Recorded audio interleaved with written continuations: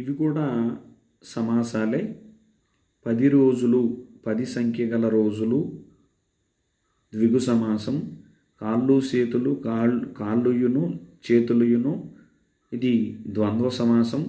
అంటే ఇక్కడ సంఖ్యావాచకం పూర్వపదమేమో ద్విగువన్నం, ఉభయపద ప్రాధాన్యమేమో ఉభయ పదాలకు ప్రాధాన్యం ఇస్తే దాన్ని ద్వంద్వ సమాసం అంటారు.